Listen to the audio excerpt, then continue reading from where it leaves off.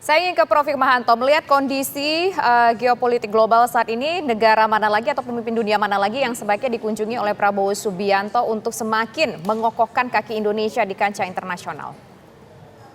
Pertama adalah negara P5. P5 ini adalah negara yang punya hak veto di Dewan Keamanan PBB. Jadi Amerika Serikat, Rusia, Cina sudah dikunjungi oleh beliau, Inggris dan Prancis.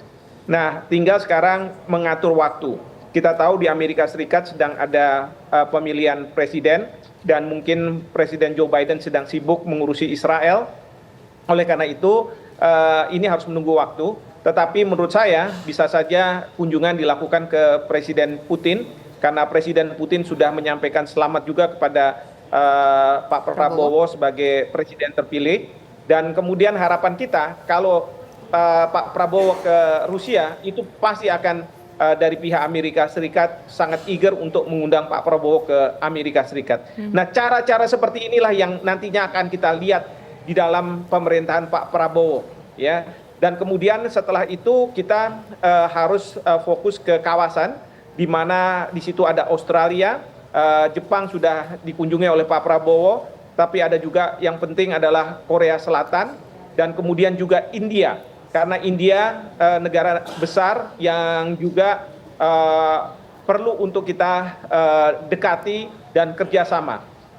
Tentu setelah itu baru negara-negara ASEAN. Biasanya kalau negara-negara ASEAN adalah ketika presiden sudah dilantik, maka kunjungan pertama ke luar negeri adalah ke salah satu negara ASEAN.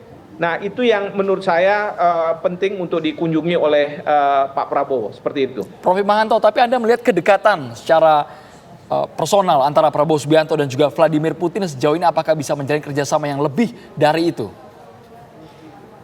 Tentu sangat bisa sekali, ya sangat bisa sekali.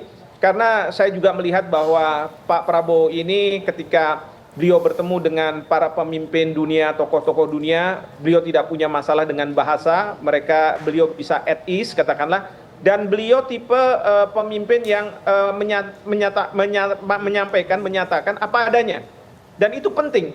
Biasanya kalau kita dengan pemimpin atau tokoh dunia suka ada ewo pakewo, ya ini tidak akan terjadi pada Pak Prabowo, saya yakin. Tapi juga sebenarnya pada waktu Pak Presiden Jokowi ketemu sama Joe Biden juga tidak ada ewo pakewohnya ketika Presiden Joe Biden menanyakan apa yang kita bisa lakukan untuk memperkuat hubungan Indonesia dengan Amerika Serikat. Lalu Bapak Presiden mengatakan adalah hentikan serangan Israel ke Gaza. Ini sungguh sangat luar biasa. Kita butuh pemimpin-pemimpin yang cerdas seperti ini di dunia internasional. Kita tidak ingin cuma datar-datar saja. Kalau cuma datar-datar saja, sudahlah. Menurut saya Indonesia itu kan tidak bisa maju besar. Karena apa? Personifikasi dari Indonesia adalah ada di tangan presiden. Jadi itulah yang penting.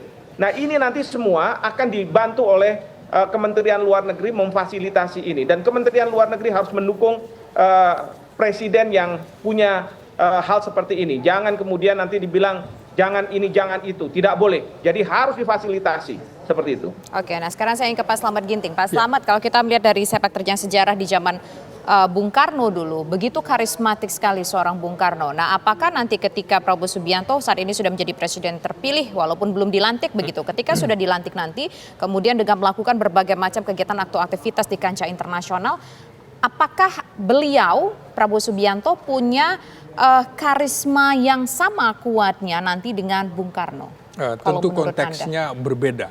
Tapi kalau kita lihat latar belakang Prabowo yang dari militer, itu biasanya sangat herois dan juga pernyataan-pernyataannya sangat nasionalistik.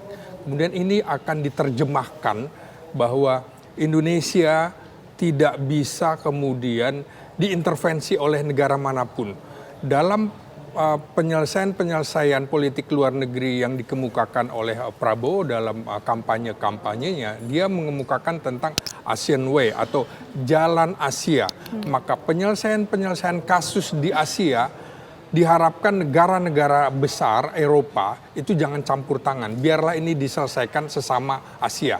Kita punya pengalaman menarik dalam hal ini. Karena Cina juga melakukan ASEAN Way sejak 2013 dan ini yang diadopsi oleh Prabowo dalam kepemimpinannya sekarang ini. Kita punya pengalaman lepasnya Sipadan Ligitan karena kita tidak bisa menyelesaikan secara sama Asia, tapi dibawa ke Mahkamah Arbitrase Internasional, Sipadan Ligitan kita hilang. Dan seharusnya juga TNI, militer itu kan tidak boleh menyerah. Nah, disinilah kemudian kita melihat bagaimana gaya diplomasi dan militernya Prabowo akan terlihat, dan ini lebih Indonesia akan hadir di kancah-kancah isu global, geopolitik global. Nah, sehingga kehadiran Indonesia akan disorot dunia internasional bahwa Indonesia akan menjadi pemain internasional di era Prabowo. Tapi sampai sejauh mana Pak Slamet melihat peran Prabowo di tengah mungkin selisih antara Amerika dan juga Cina, isu perang dagang pula yang menyelimuti negara-negara superpower di sana?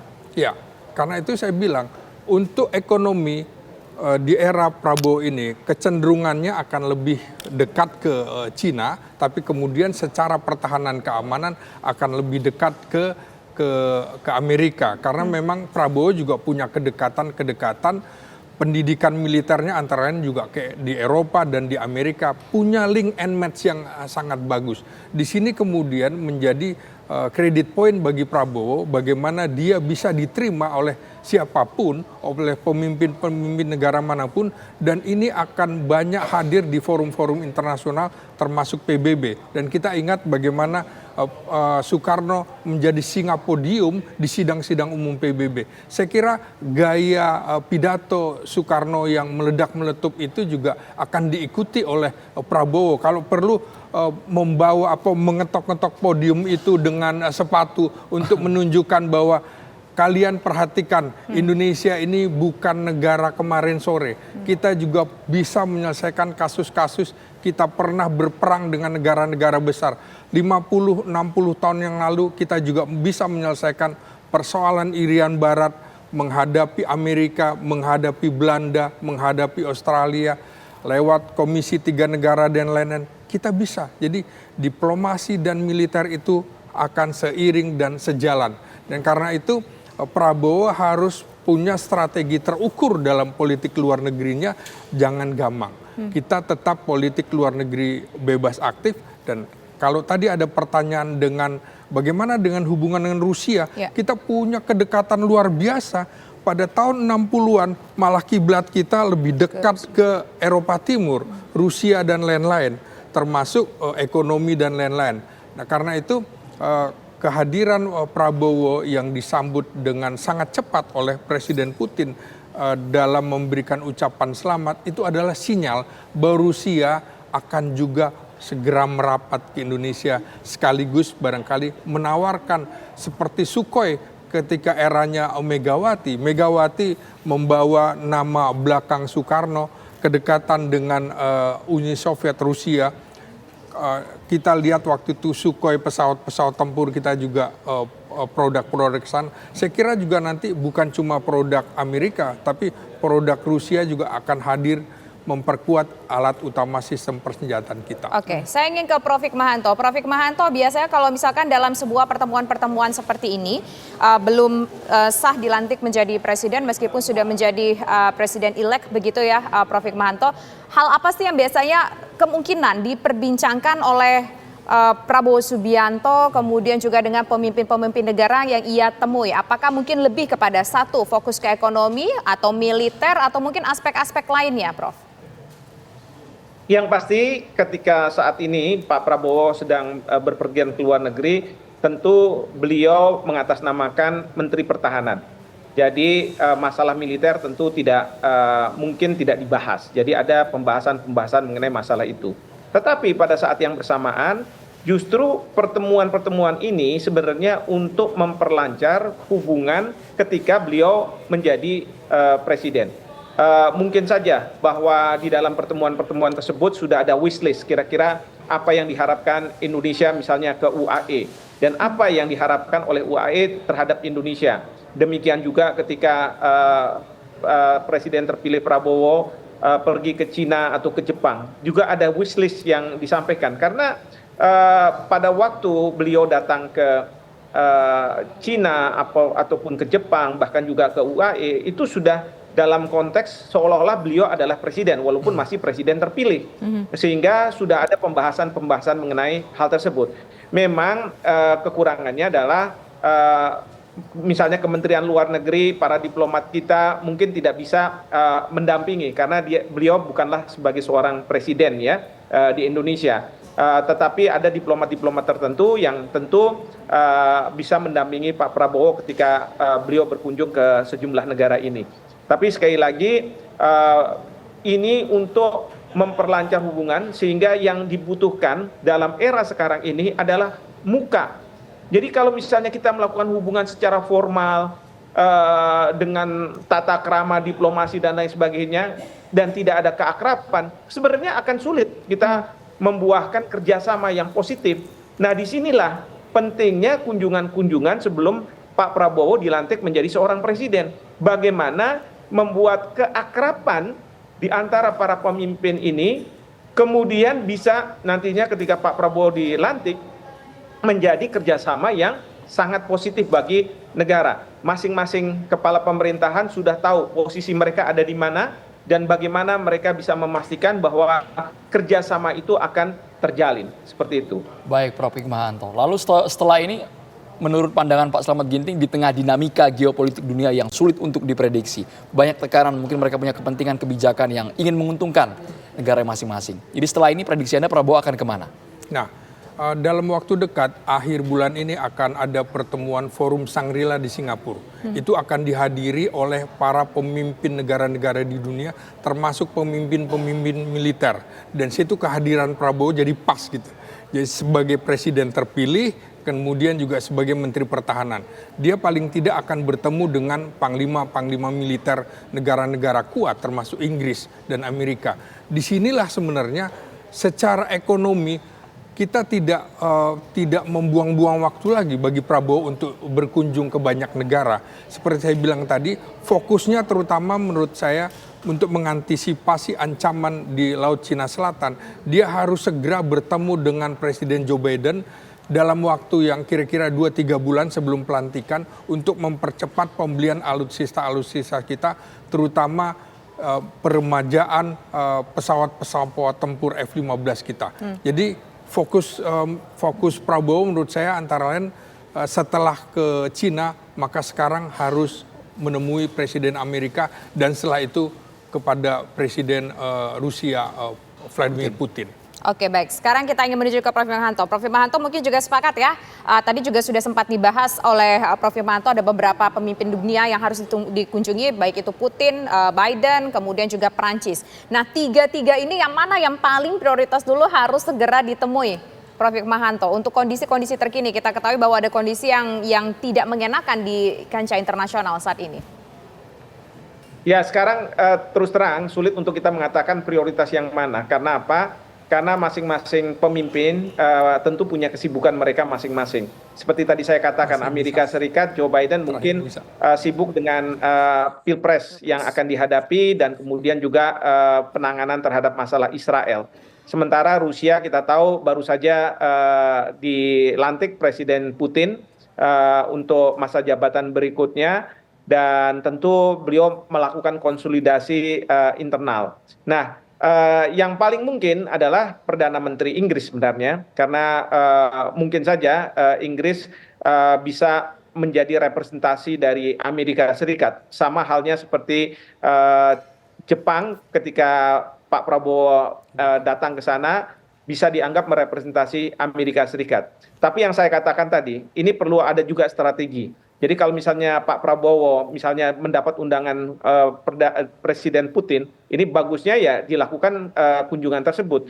Karena apa? Biar nanti dari sisi Amerika Serikat, dia akan mengatakan kita jangan sampai kalah start. Kita harus membawa Pak Prabowo ini mendekat dengan Amerika Serikat. Dan jangan sampai beliau nanti terlalu dekat dengan Rusia atau terlalu dekat dengan Cina. Ya. Nah ini yang jadi perhitungan juga oleh negara-negara dan kemudian Pak Prabowo tanpa harus meminta-minta waktu dan lain sebagainya, saya yakin pasti akan diundang untuk datang ke Amerika Serikat dan kemudian melakukan banyak pembicaraan dengan harapan pada waktu nanti beliau dilantik, maka beliau bisa menjaga jarak hubungan Indonesia dengan Cina, hubungan Indonesia dengan Amerika Serikat yang sama, ya tidak terlalu berpihak ke salah satu.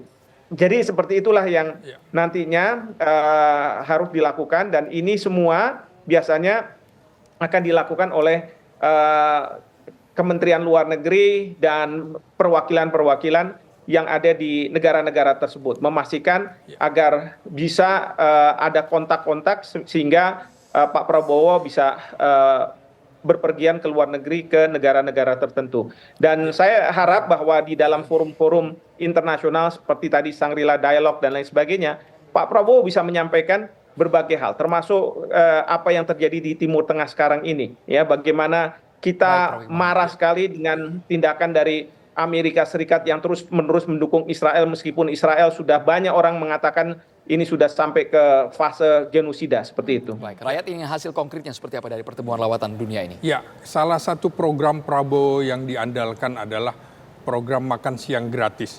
Karena itu salah satu negara Asia yang dikunjungi adalah India. India adalah salah satu dari 79 negara yang melakukan program makan siang gratis. Dan itu dilakukan sejak tahun 2000, artinya sudah 24 tahun. Buktinya adalah 50% stunting itu berhasil diatasi oleh India. Saya kira Prabowo akan melakukan kunjungan ke India untuk mencontoh, mengadopsi keberhasilan-keberhasilan di Indonesia, sekaligus program unggulan dia untuk mengatasi kemiskinan, untuk mengatasi stunting dan lain-lain. Saya kira India salah satu negara besar selain Cina, Jepang, Korea yang akan menjadi fokus kunjungan Prabowo dalam waktu dekat ini. Oke, baik. Terima kasih Pak Slamet Ginting atas waktunya sudah bersedia berbincang bersama kami, hadir ke studio TV One, dan juga terima kasih Prof. Hikmahanto sudah bergabung bersama kami. Selamat sore semuanya.